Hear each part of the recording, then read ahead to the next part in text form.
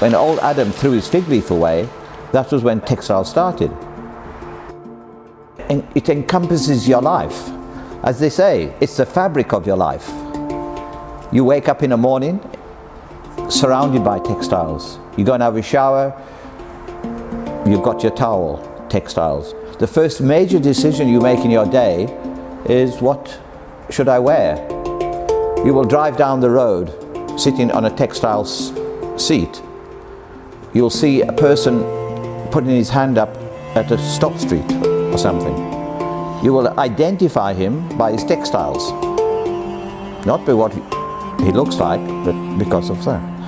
So it is one of those things that it encompasses your life completely, but we have lost contact with it. I came across an interesting term the other day called industrial capitalism, and that's the time that we live in. And our economy is driven by that principle of more, of a principle whereby there isn't value in anything unless it's really growing. And I would like to define something slightly different by creating more within the same context. So somehow to find a way of creating growth without having to consume more. I am quite excited to see the shift that is already happening, actually, of people obviously first being worried about what they're putting into their body and then what they're wearing. And I think that whole philosophy of taking care and being more thoughtful is really going into people's homes and into their lifestyles, and they're making more considered choices.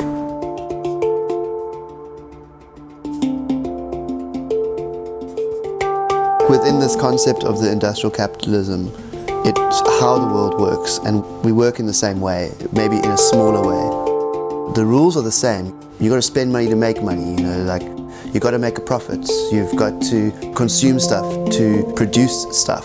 So, you know, maybe it's just about being more conscious about how we are producing, more than being sort of some big revolution.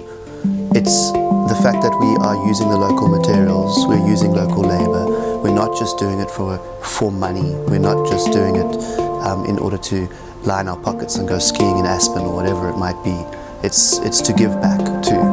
So we're trying to grow within the parameters of the rules that we work within in the system, but trying to do it slightly differently and a bit more consciously and a bit more naturally.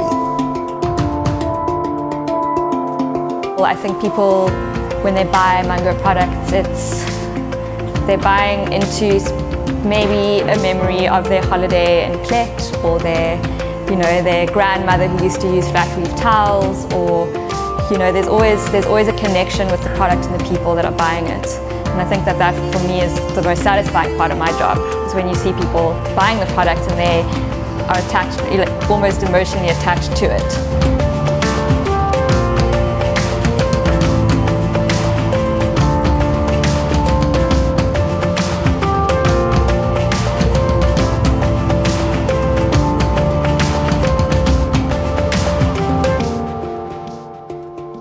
There's total excitement of seeing that first meter come off the loom.